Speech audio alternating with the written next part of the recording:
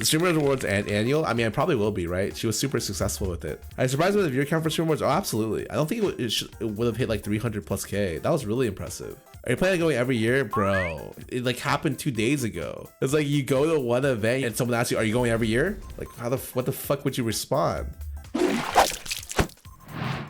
As a content creator, you actually care when people say you inspire them? Oh, I don't care about that. I mean, it's nice. If I think something's good, I know it's good. Content wise, and I think people also tell me it's good, that's also nice. So for instance, doing the podcast with Doublelift was really nice. It's probably been one of the only pieces of content recently where like I've done that's been different, and a lot of people enjoyed it, and you can tell that people are interested because new people come to my chat every day talking about that podcast. Hey, I watched a podcast, Scarra, I really enjoyed it. And I always thank them for that because that's cool. It's a good example of like kind of staying relevant. So when I say treading water and like moving backwards, it's like if I don't do stuff like that, eventually I will be kind of forgotten or whatever. That's why also when I think of myself as like being in the legacy award category for Streamer Awards, it's kind of weird. I don't ever think I deserve to be on there, especially with the people that were there, but it also was really sucked to be on there. I think it should have been really cool to be nominated for so many things for the Streamer Awards. I was nominated for Best Strategy Player, I was nominated for Legacy Award, I was nominated for like, or OTV was nominated for Best Org, but I didn't want to win anything. In fact, I hoped I didn't win anything. I didn't believe that I deserved it, on top of the fact that I thought that the shit I would get winning any of the awards would be so much. I remember reading a thread about, what was it, Pokey talking about Soda deserving the Legacy Award. Soda has been streaming like since Twitch was created. Okay? When I started streaming, I looked to Soda. Even today, I look to Soda, and this dude is still out here. In my honest opinion, both of them are fucking ridiculous. They both deserve the Legacy Award, right? The comments essentially ended up just being shitty on me. And I remember reading that thread and being like, I don't even fucking want to be nominated, because it always felt like that was the natural progression of all the comments that I read. It doesn't matter if the award ceremonies are a joke, you know?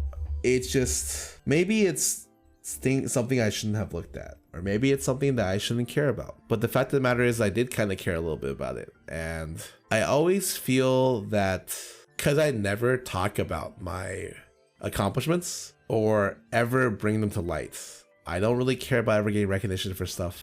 Sometimes it does feel kind of bad to be like looked over for a lot of things. Not necessarily this. I don't think I deserve this, like straight up. You know, I didn't prepare anything for the Streamer Awards. I knew I wasn't gonna win any category at all.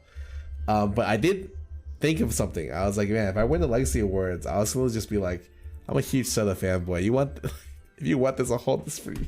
Because I think Soda has always been around for a long time, and I've really appreciated a lot of what he's done. I think essentially what he does is awesome. Even when I met him for the first time, all nominees really move streaming forward. The thing is, if you're gonna really make it on the Streamer Awards, I don't think there's like a lot of what the Streaming Awards should be based around is based around like how big of a titan you are in the scene. So the Papa and Pokey, and the sad thing is I don't even know who was the fourth person. I'm so sorry. This sounds like I'm snubbing them, but I legitimately don't remember. Oh, someone's a fucking monster. Okay, like he deserves to be mentioned as well. That man is like one of the, he is the hardest streaming people ever. Everyone always talks about XQC's streaming hours every month. Someone streams like fucking 300 hours a month. And he's always been top of the game. I think if you're gonna do a streaming award and you're gonna give someone an award based on excellence or whatever, I think a lot of what matters for that award is how many viewers they get, just on average. And I've never ever in my career ever been in a position where I was like a top, maybe certain times in my career, but certainly not consistently for more than a couple months, been a top streamer, which I think is like you need to be if you want to be in consideration for that award. Like someone who's been literally like a top 5 or top 10 streamer is omega important. Omega important. Some of the only full legacy streamers I felt like, which is that's weird, right? Because I streamed more than both of them, or before both of them, right? But the only reason they felt like they were full legacy streamers is because they were more relevant for longer periods of time, which is completely valid for giving them the legacy award. But to say I didn't stream as long as them or that I wasn't around as long is wrong, right? I feel like I've actually been around for a long fucking time. Pokey was the only person who came in late, right? She streamed like 3-4 years after I started, but like all three of us, Summit, Soda, me, all started on Justin TV. When people think of the influence of those people, they've been like industry giants for such a long time. And I really do think that if you want to take an award like that, you need to be like relevant for long periods of time. And I think that all three of them deserve that award. I actually think Cutie deserves that. Cutie is a fucking monster.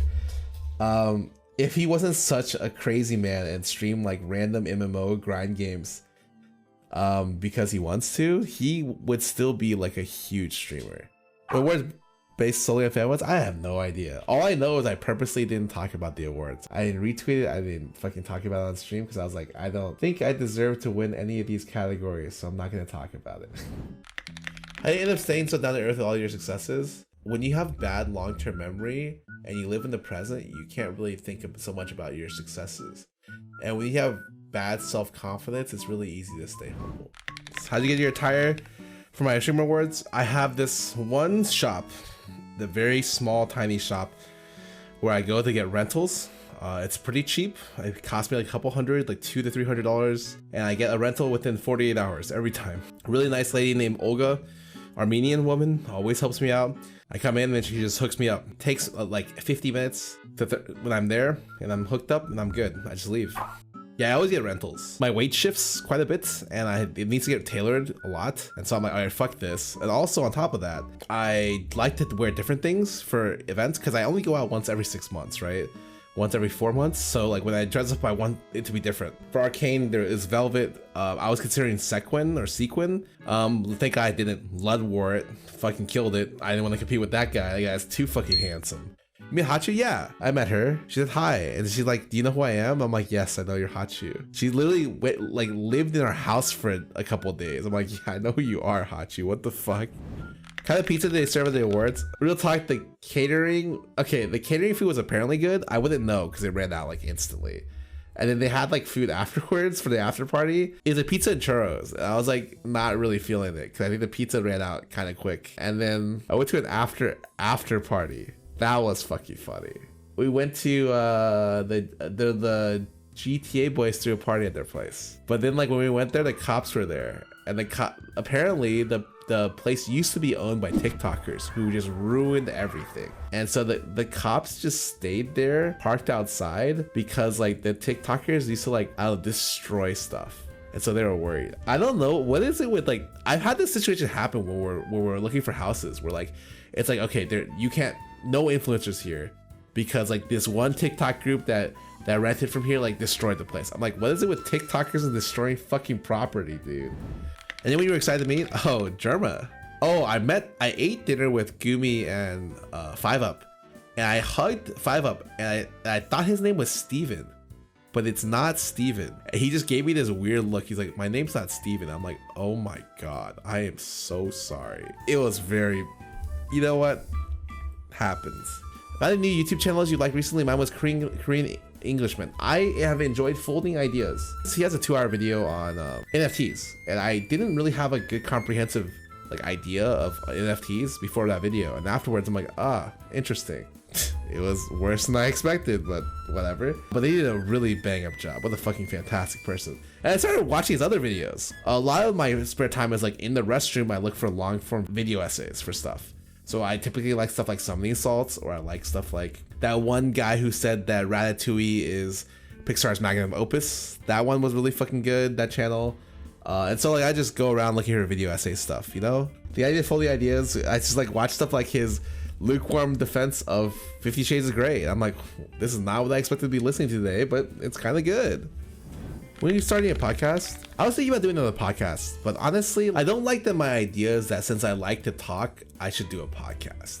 I feel like I've kind of been like cruise control for the last year and a half. It feels like I'm kind of just doing treading water and failing at treading water, and it doesn't feel good. None of the content I do is inspirational usually, either to myself or to the people watching. And so I find that one of the ways to do that is kind of try new things, right? Podcast certainly is somewhat new and something that I would be kind of excited to do, and maybe something I'm exploring, but I also don't want to just do it because I like talking, and like podcast is a way to talk, so to speak. It's very like, oh, I'm figuring it out. What advice do you give to people that want to get into streaming? Literally just start your stream. Get software to be able to stream, download OBS, press the start streaming button. The answers you want, you don't know the question to ask. So until you do it, you're never gonna know what to ask. It's like people asking, What do you recommend for someone who wants to make it big on YouTube? Like, what do you recommend for someone who wants to start a channel? fucking just start it. Then you'll know what's good, what works for you and what doesn't, you know?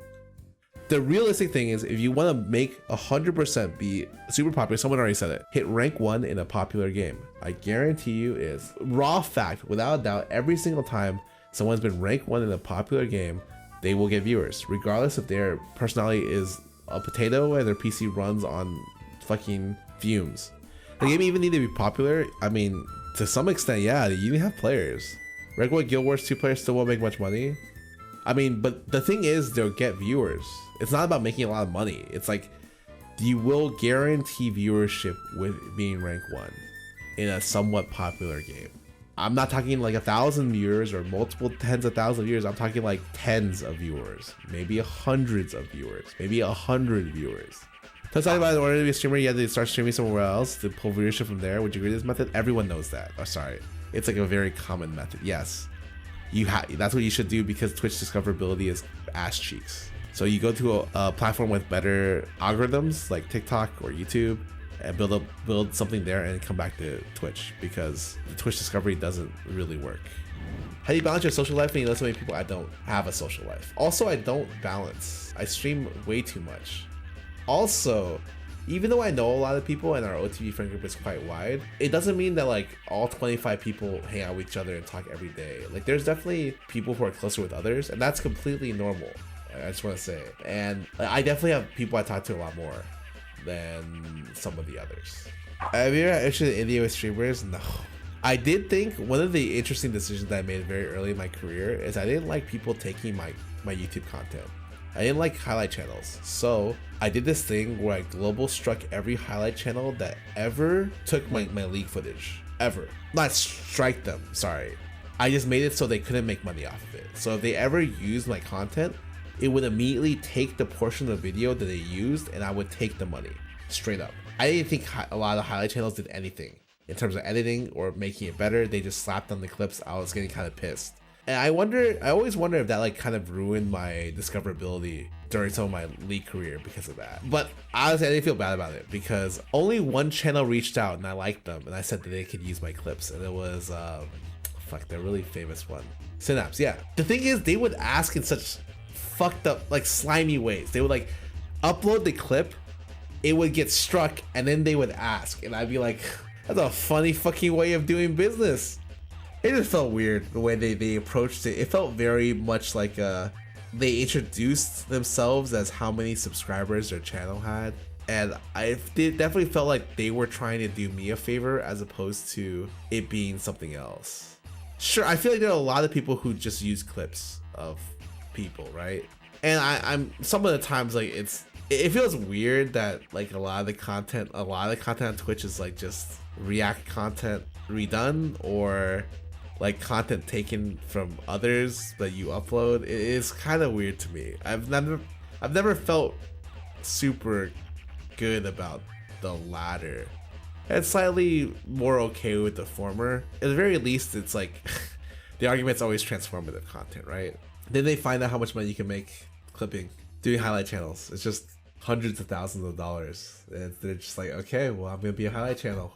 Those people who that one channel pretends to be Michael Reeves' secondary channel, and they kind of emulated Lily's secondary YouTube channel, so it looks like it's official, is not an official channel, and I'm pretty sure that guy makes bank off pretending to be an official Michael Reeves channel.